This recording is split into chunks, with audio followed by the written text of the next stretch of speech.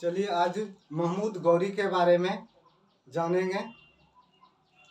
इसी ने गुलाम वंश का नींव रखी थी। बुतुम ऐबक ने इसी का सेवक था, सेनापति था। और मुसलमानों का जो भारत में नींव रखने वाला यही महमूद गौरी था। यही से भारत का जो है गुलामों के, मुसलमानों के हाथों में जो गया, यही से स्टार्ट हुआ था। 12वीं सदी के अंत में महमूद गौरी भारत आए। ये अफगान के थे, ये अफगान के थे निवासी। अफगान से जो है अफगानिस्तान आए, अफगानिस्तान से पाकिस्तान आए, पाकिस्तान से भारत आए।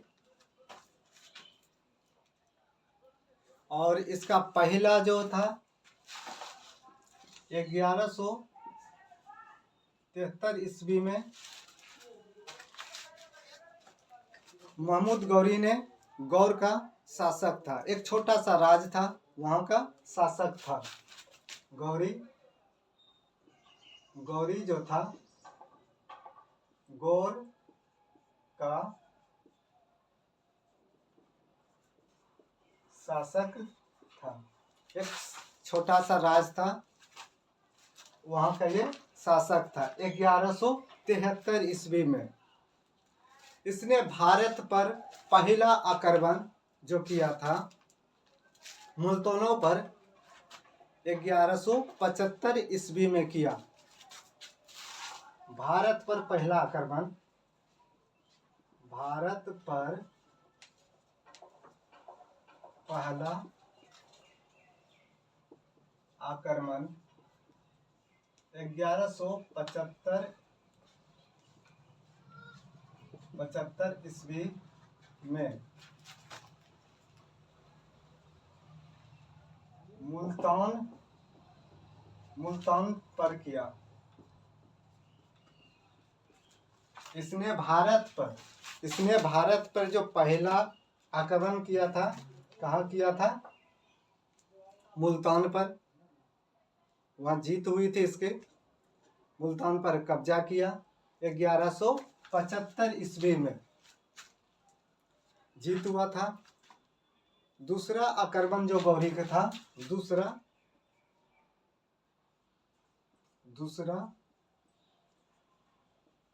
आक्रमण जो था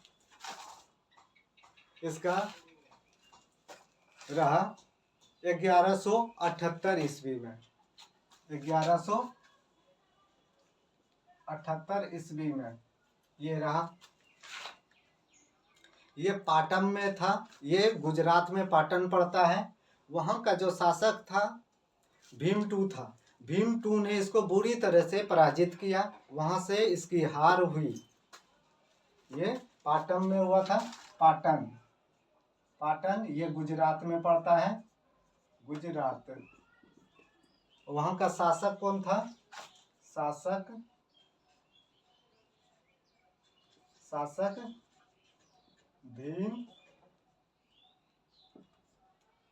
भीमटू था। शासक भीमटू था। भीमटू ने इसको बुरी तरह से पराजित किया। इसकी हार हुई दूसरी युद्ध में। इसी के बाद पाटन के बाद, इसके बाद इसने 1100 तीसरा जो इसने आक्रमण किया था, तीसरा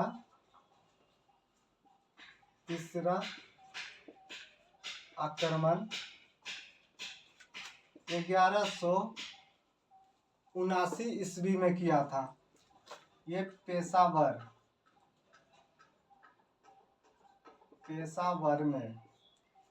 पर कब्जा किया।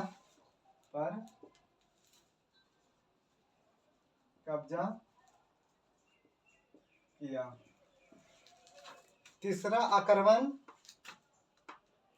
1179 में पेशावर पर कब्जा किया हमला करके। चौथी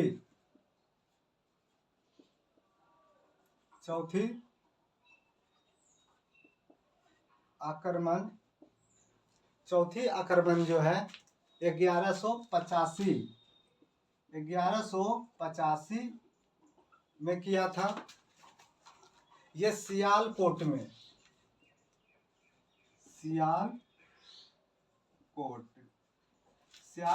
पर कब्जा किया। पहला भारत पर आक्रमण कब किया था? 1175 ईस्वी में। ये मुल्तान पर कब्जा किया, यहाँ इसकी जीत हुई थी। दूसरा आक्रमण जो किया था 1178 ईस्वी में पाटन, ये गुजरात में पड़ता था। वहाँ का शासक भीमटू था, जो कि गौरी का पराजय हुआ था बुरी तरह से। तीसरा इसने आक्रमण किया था 1179 ईस्वी में पेशावर पर, गौरी का यहाँ जीत हुआ था। उसके बाद चौथी आक्रमण जो किया था 1185 ईस्वी में सियालकोट पर कब्जा किया। इसी के बाद जो है पृथ्वीराज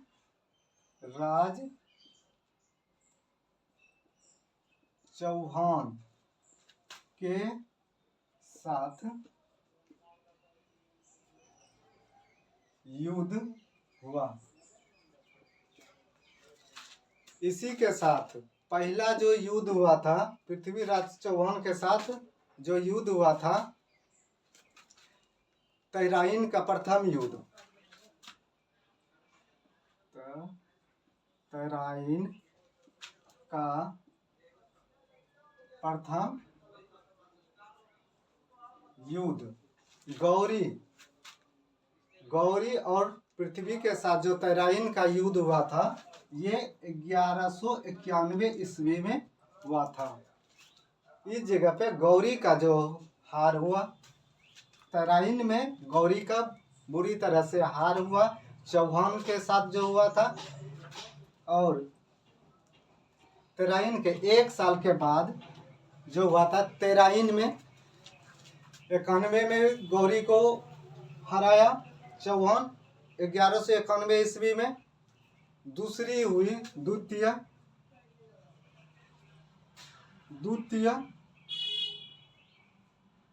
तराइन युद्ध। द्वितीय तराइन युद्ध जो हुआ था चौहान के साथ हुआ था गौरी का, पहला हुआ था 1191 में। दूसरा युद्ध हुआ 1192 ईस्वी में हुआ। इस जगह पे पृथ्वीराज चौहान की हार हुई थी। दूसरी युद्ध में इस जगह पे पृथ्वीराज का हार हुआ। इस जगह पर पृथ्वीराज की हार हुआ। और तीसरा जो युद्ध हुआ था चंदावर में, ये तीसरी जो हुई थी 1194 में हुआ था, युद्ध हुआ था। ये कनौज के राजा जयचंद्र के साथ, ये जो हुआ था कनौज के राजा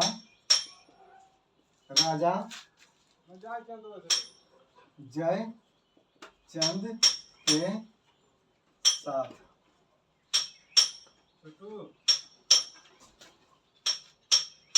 के साथ हुआ था। ठीक है, जो दोनों 1194 में कनौज के राजा जयचंद्र के साथ गौरी का युद्ध हुआ था।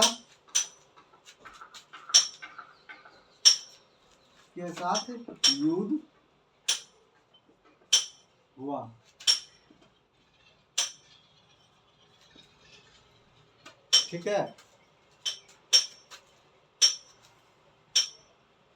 यहाँ पे जयचंद्र, यहाँ पे इसका यहाँ लिख देते हैं,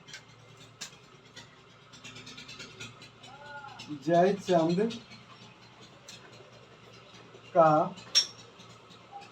हार हुआ।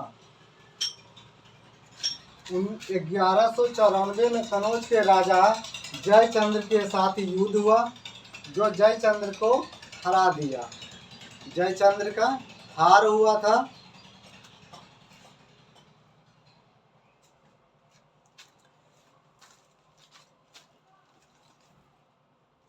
अब 1202 से लेके 1203 में जो हुआ था, 1202 से 1203 तक जो हुआ, ईस्वी में ये बयान, ग्वालियर, कालिंजर आदि पर विजय किया। ये एक साल के अंदर में कहाँ कहाँ किया था, में जो है ईस्वी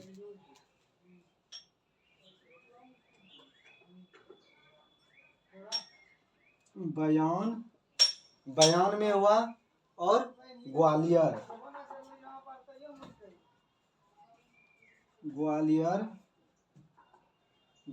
में हुआ, कालिंजर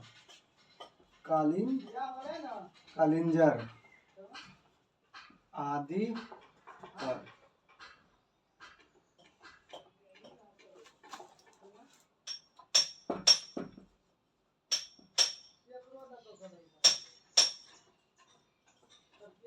विजय हुआ।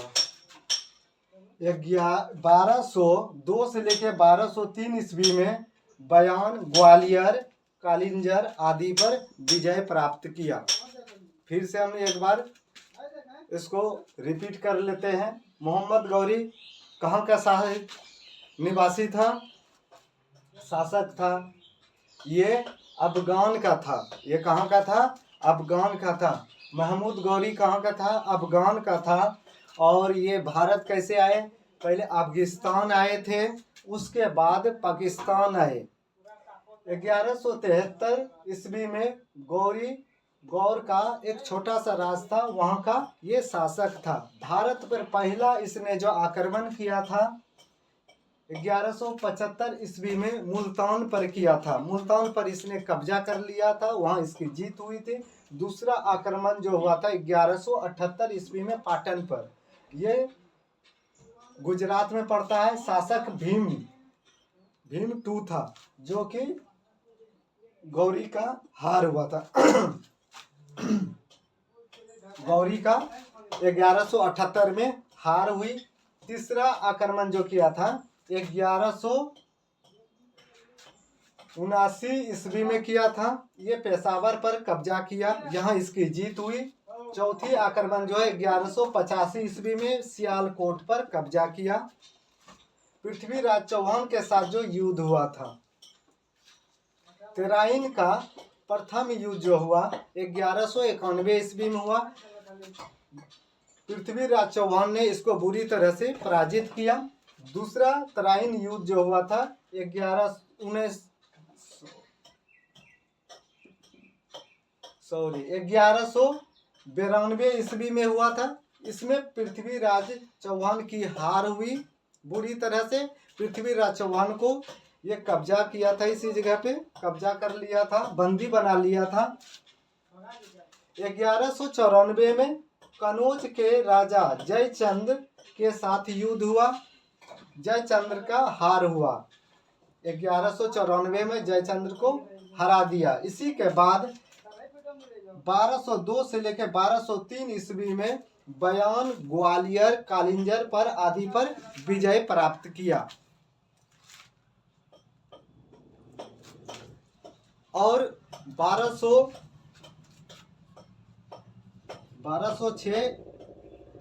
ईस्वी में इसकी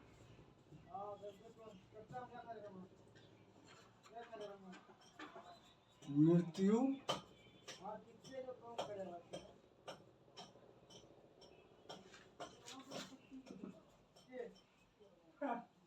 हो गया। आज तक ये नहीं कह सकता है कि इसका मृत्यु हुआ है या किसी पीड़ा के वजह से इसका मृत्यु हो गया था। बहुत जगह पे बहुत तरह की बातें लिखी गई है, लेकिन आज तक पता नहीं। कुछ कहता है कि अफगान ये लौट गया था। जो इसका जो शासक था कुतुब ऐबक, इसके घोड़सवार सेनापति थे, विश्वासी थे।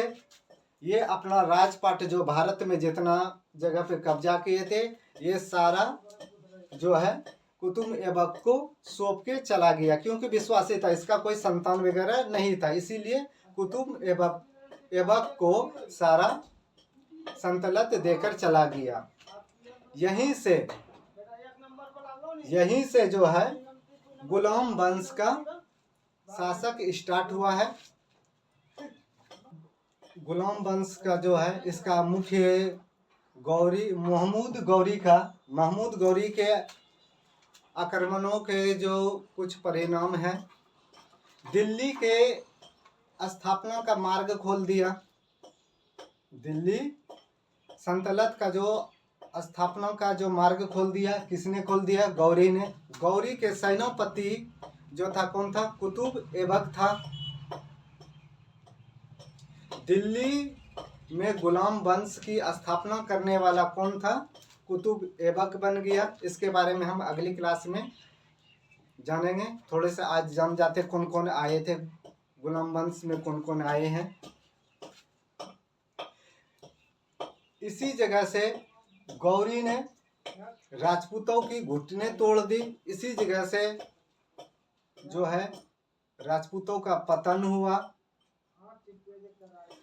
और पृथ्वीराज जयसिंह हार के बाद राजपूतों की जो शक्तिशाली जो सम्राट था ये खत्म हो गया और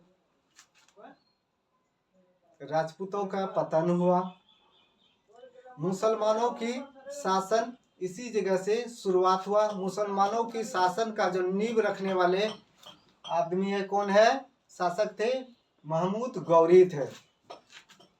कुतुब ऐबक ने गुलाम वंश की जो नींव रखी। ये दिल्ली सल्तनत में कौन कौन आए? खिलजी आए, तुगलक आए